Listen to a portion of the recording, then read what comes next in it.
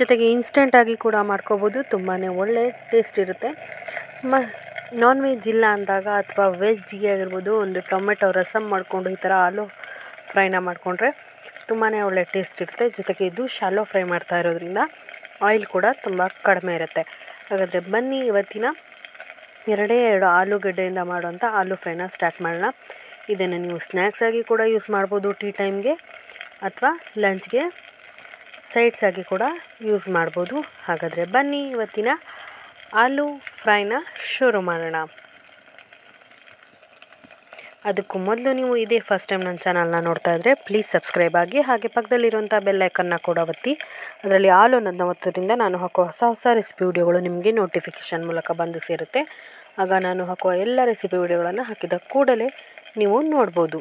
ಹಾಗಾದರೆ ಬನ್ನಿ ಇವತ್ತಿನ ರೆಸಿಪಿನ ಶುರು ಮಾಡೋಣ. ಮೊದಲಿಗೆ ನಾನಿಲ್ಲಿ ಸುಮಾರು 2 ಆಲೂಗಡ್ಡೆಗಳನ್ನು ಸ್ಲೈಸ್ ಥರ ಮಾಡ್ಕೊಂಡಿದ್ದೀನಿ. ಚಿಪ್ಸ್ ಸ್ಲೈಸ್ ಥರ ಅಲ್ಲ, ಸ್ವಲ್ಪ ದಪ್ಪದಾಗಿ ಸ್ಲೈಸ್ ಥರ ಮಾಡ್ಕೋಬೇಕು. ನೋಡಿ, ಈ ಥರ ಇಷ್ಟು ದಪ್ಪದಾಗಿ ಸ್ಲೈಸ್ಗಳ ಥರ ಮಾಡ್ಕೊಂಡಿರಬೇಕಾಗತ್ತೆ. ಇಷ್ಟು ದಪ್ಪ ಇರಬೇಕು. ತುಂಬ ತೆಳ್ಳಗೆ ಆದರೆ ಅಷ್ಟು ಚೆನ್ನಾಗಾಗೋದಿಲ್ಲ ಫ್ರೈ. ಹಾಗಾಗಿ ಆದಷ್ಟು ಇಷ್ಟು ದಪ್ಪದಾಗಿ ಕಟ್ ಮಾಡಿಕೊಂಡ್ರೆ ಸಾಕು. 2 ಆಲೂಗಡ್ಡೆ ನಾನು ಕಟ್ ಮಾಡಿರೋದು. ಎಷ್ಟೊಂದು ಆಲೂಗಡ್ಡೆಗಳು ಸಿಕ್ಕಿದೆ ಅಂತ ನೋಡಿ.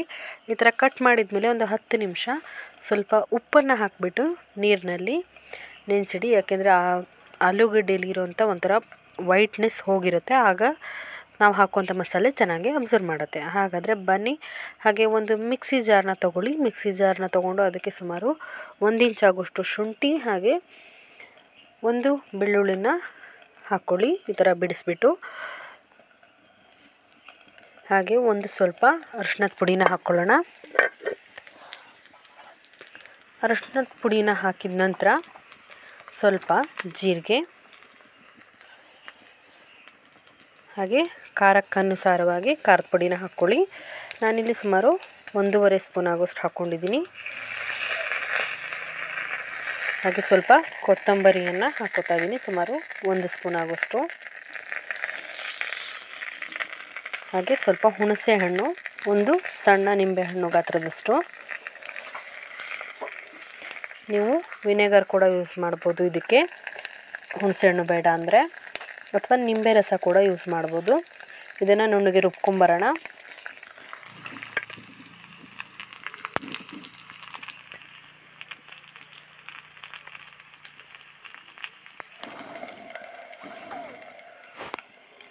ಈಗ ಇದು ರುಬ್ಬಿದಾಗಿದೆ ನೋಡಿ. ನಾನು ಇಷ್ಟು ನುಣ್ಣಗೆ ರುಬ್ಕೊಂಡಿದ್ದೀನಿ.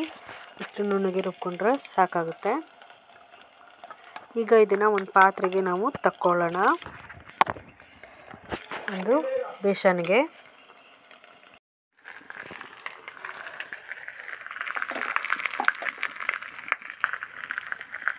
ಈಗ ಇದಕ್ಕೆ ರುಚಿಗೆ ತಕ್ಕಷ್ಟು ಉಪ್ಪನ್ನು ಹಾಕ್ಕೊಳ್ಳೋಣ. ಯಾಕೆಂದರೆ ಆಲೂಗಡ್ಡೆಗೆ ಉಪ್ಪು ಹಾಕಿರೋದ್ರಿಂದ ಉಪ್ಪನ್ನು ನೋಡಿಬಿಟ್ಟು ಹಾಕ್ಕೋಬೇಕಾಗುತ್ತೆ.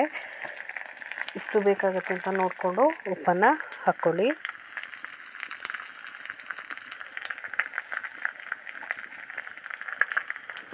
ಈಗ ಉಪ್ಪಿನಲ್ಲಿ ನೆನೆಸಿರೋಂಥ ಆಲೂಗಡ್ಡೆ ಸ್ಲೈಸ್ಗಳನ್ನು ಒಂದೊಂದಾಗಿ ಹಾಕ್ಕೊಳ್ಳೋಣ.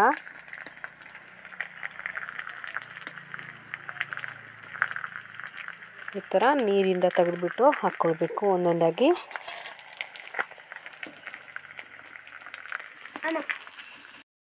ಈಗ ಎಲ್ಲವನ್ನು ಹಾಕ್ಕೊಂಡ ನಂತರ ಚೆನ್ನಾಗಿ ಪೂರ್ತಿ ಮಸಾಲೆ ಆಲೂಗಳಿಗೆ ತಾಗೋ ಥರ ಚೆನ್ನಾಗಿ ಕಲಿಸ್ಕೊಳ್ಳೋಣ. ಚೆನ್ನಾಗಿ ಒಂದು 2 ಸೆಕೆಂಡ್ ಕಲಿಸ್ಕೋಬೇಕು. ಒಂದು ಸೀಕ್ರೆಟ್ ಟಿಪ್ ಇದೆ ಫ್ರೆಂಡ್ಸ್, ಫುಲ್ ವಿಡಿಯೋ ನೋಡಿ, ಆಗ ನಿಮಗೆ ಕ್ಲಿಯರಾಗಿ ಗೊತ್ತಾಗುತ್ತೆ ಎಷ್ಟು ಚೆನ್ನಾಗಿದೆ ಅಂತ. ಚೆನ್ನಾಗಿ ಒಂದು 2ರಿಂದ 3 ನಿಮಿಷ ಮಿಕ್ಸ್ ಮಾಡ್ಕೊಳ್ಳಿ. ಆಗ ಮಸಾಲೆ ಚೆನ್ನಾಗಿ ಆಲೂಗೆ ತಗೊಳ್ಳುತ್ತೆ.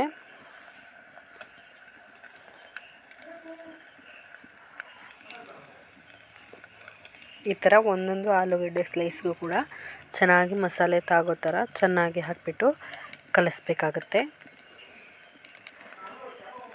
ಈಗ ಕಲಸಿದ ನಂತರ ಸುಮಾರು ಒಂದು 10 ನಿಮಿಷ ರೆಸ್ಟಿಗೆ ಬಿಡಿ. ಅದನ್ನು ನೀವು ದೋಸೆ ತವಾ ಬಿಸಿ ಮಾಡೋಷ್ಟರಲ್ಲಿ ಅದು ರೆಸ್ಟ್ ಆಗಿರುತ್ತೆ.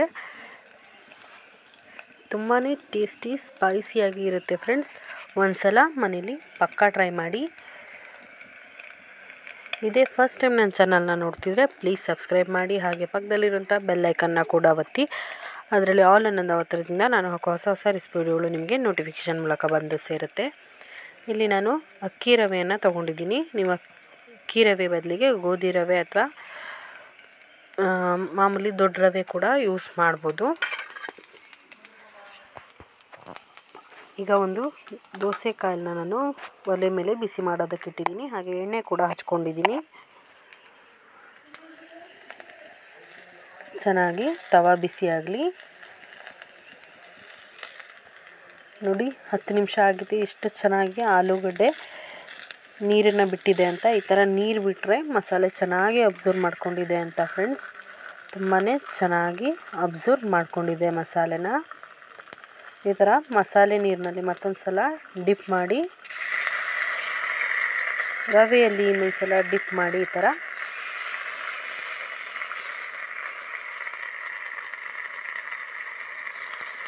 ಮಸಾಲೆಯಲ್ಲಿ ಮತ್ತೊಂದು ಸಲ ಅದೇ ಥರ ಡಿಪ್ ಮಾಡ್ಕೊಳ್ಳೋದು. ಎಲ್ಲವನ್ನು ಅದೇ ಥರ ರೆಡಿ ಮಾಡಿ ದೋಸೆ ಪ್ಯಾನ್ ಮೇಲೆ ಹಾಕ್ತಾ ಬಂದರೆ ಆಯಿತು ಒಂದೊಂದಾಗಿ.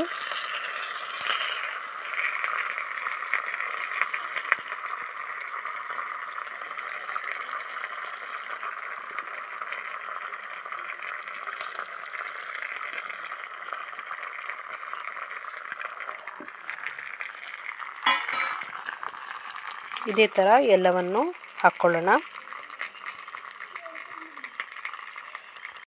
ಸೀಕ್ರೆಟ್ ಟಿಪ್ ಏನಂದರೆ ಫ್ರೆಂಡ್ಸ್, ಈ ಥರ ಮಸಾಲೆ ನೆನೆಸಿದ ನಂತರ ಈ ನೀರು ಏನಿದೆ ಮಸಾಲೆ ಅದು ತೆಳುವಾಗಿರುತ್ತೆ. ಆ ನೀರನ್ನೇ ಈ ಥರ ಆಲೂಗಳ ಮೇಲೆ ಇನ್ನೊಂದು ಸಲ ಹಾಕೋವಂಥದ್ದು. ಈ ಥರ ಹಾಕೋದ್ರಿಂದ ಸ್ಪೈಸಿನೆಸ್ ಜಾಸ್ತಿ ಆಗುತ್ತೆ, ಜೊತೆಗೆ ಟೇಸ್ಟ್ ಕೂಡ ತುಂಬಾ ಚೆನ್ನಾಗಿರುತ್ತೆ. ಈ ಥರ ಆಲೂಗಡ್ಡೆಗಳ ಮೇಲೆ ಸ್ವಲ್ಪ ಸ್ವಲ್ಪನೇ ಹಾಕೋವಂಥದ್ದು ತುಂಬಾ ಟೇಸ್ಟಿಯಾಗಿರುತ್ತೆ. ಈ ಥರ ನೀವು ಇನ್ನೊಂದು ಕೋಟಿಂಗ್ ಆಲೂ ಮೇಲೆ ಕೊಡೋದ್ರಿಂದ. ಈ ಥರ ಕೊಟ್ಟಾದಮೇಲೆ ಸ್ವಲ್ಪ ರವೆಯನ್ನು ಮೇಲಿಂದ ಉದುರಿಸ್ಬಿಡೋಣ. ಉದುರಿಸಿದ ನಂತರ ಸ್ವಲ್ಪ ನೀರನ್ನು ಚೆನ್ನಾಗಿ ಚಿಮ್ಮಿಸ್ಕೊಳ್ಳೋಣ. ಆಲೂ ಬೆಂದು ಬರಬೇಕಲ್ವ ಅದಕ್ಕೆ. ಹಾಗೆ ಒಂದು ಮುಚ್ಚಳನ ಮುಚ್ಚಿ ಚೆನ್ನಾಗಿ ಬೇಯಿಸ್ಕೊಳ್ಳೋಣ. ಈಗ ನೋಡಿ ಎಷ್ಟು ಚೆನ್ನಾಗಿ ಬೆಂದು ಬಂದಿದೆ ಅಂತ. ಈಗ ಇದನ್ನು ಎಣ್ಣೆನ ಹಾಕೋಣ. ಇದಕ್ಕೆ ಎಣ್ಣೆನ ಚೆನ್ನಾಗಿ ಹಾಕ್ಕೊಳ್ಳೋಣ ಪೂರ್ತಿ ಆಲೂಗಳಿಗೆ.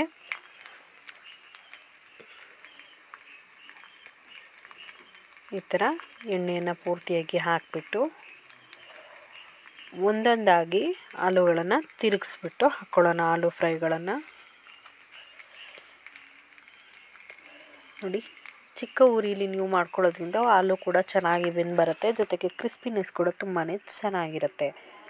ಆದಷ್ಟು ಲೋ ಟು ಮೀಡಿಯಮ್ ಫ್ಲೇಮಲ್ಲಿ ಗ್ಯಾಸ್ನಲ್ಲಾದರೆ ಮಾಡ್ಕೊಳ್ಳಿ, ಒಲೆಯಲ್ಲಾದರೆ ಸಣ್ಣ ಬೆಂಕಿ ಮಾಡಿಬಿಟ್ಟು ಫ್ರೈ ಮಾಡ್ಕೊಳ್ಳಿ. ಈ ಥರ ಎಲ್ಲವನ್ನು ಟರ್ನ್ ಮಾಡಿಬಿಟ್ಟು ಚೆನ್ನಾಗಿ ಕುಕ್ ಮಾಡ್ಕೋಬೇಕು.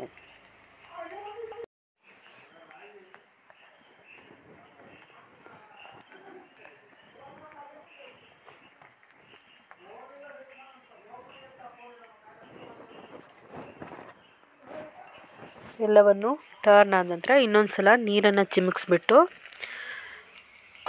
ಒಂದು 2 ನಿಮಿಷ ಪ್ಲೇಟ್ನ ಮುಚ್ಚಿಬಿಟ್ಟು ಕುಕ್ ಮಾಡಿಕೊಂಡ್ರೆ ನಮ್ಮ ಆಲೂ ಫ್ರೈ ರೆಡಿಯಾಗುತ್ತೆ ಫ್ರೆಂಡ್ಸ್. ನೋಡಿ ಎಷ್ಟು ಚೆನ್ನಾಗಿ ಫ್ರೈ ರೆಡಿಯಾಗಿದೆ ಅಂತ. ಸ್ವಲ್ಪ ಎಣ್ಣೆ ಇದ್ದರೆ ಸಾಕು, ತುಂಬಾ ಕ್ರಿಸ್ಪಿಯಾಗಿ ಟೇಸ್ಟಿಯಾಗಿ ನೀವು ಆರಾಮಾಗಿ ಮಾಡ್ಕೋಬೋದು. ಇಲ್ಲಿ ಬೆಳಕಿನ ಕೊರತೆ ಇರೋದ್ರಿಂದ ನಿಮಗೆ ಫ್ರೈನ ಕಲರ್ ಕ್ಲಿಯರಾಗಿ ಕಾಣಿಸ್ತಿಲ್ಲ. ನಾನು ಕ್ಯಾಮ್ರಾದಲ್ಲಿ ಲೈಟ್ ಆಫ್ ಮಾಡಿ ಕೂಡ ತೋರಿಸ್ದೆ ಎಷ್ಟು ಒಳ್ಳೆ ಕಲರ್ ಬಂದಿದೆ ಅಂತ. ತುಂಬಾ ಚೆನ್ನಾಗಿ ಕಲರ್ ಕೂಡ ಬಂದಿರುತ್ತೆ, ತುಂಬಾ ಚೆನ್ನಾಗಿ ಒಳ್ಳೆ ಟೇಸ್ಟ್ ಕೂಡ ಇರುತ್ತೆ ಫ್ರೆಂಡ್ಸ್. ಒಂದು ಸಲ ಮನೇಲಿ ಪಕ್ಕಾ ಟ್ರೈ ಮಾಡಿ ಹೇಗೆ ಬಂತು ಅಂತ ನನಗೆ ಕಮೆಂಟಲ್ಲಿ ತಿಳಿಸಿ. ತುಂಬಾ ಇಷ್ಟ ಆಗುತ್ತೆ ಅಂತ ಅಂದ್ಕೊಂಡಿದ್ದೀನಿ ನಾನು ಈ ಆಲೂ ಫ್ರೈಗಳನ್ನು. ಇಷ್ಟ ಆದರೆ ಲೈಕ್ ಮಾಡೋದನ್ನ ಮಾತ್ರ ಮರಿಬೇಡಿ ಪ್ಲೀಸ್. ಲೈಕ್, ಶೇರ್ ಹಾಗೆ ಕಮೆಂಟ್ನ ಮಾಡಿ. ಹಾಗೆ ಇದೇ ಫಸ್ಟ್ ಟೈಮ್ ನನ್ನ ಚಾನಲ್ನ ನೋಡ್ತಾಯಿದ್ರೆ ಪ್ಲೀಸ್ ಸಬ್ಸ್ಕ್ರೈಬ್ ಆಗಿ. ಇನ್ನೊಂದು ಹೊಸ ರೆಸಿಪಿ ಜೊತೆ ಮತ್ತೆ ಸಿಗ್ತೀನಿ. ಓಕೆ, ಬಾಯ್. ಅಲ್ಲಿವರೆಗೂ keep watching Bhuvanagiri Bhuvaneshwari channel.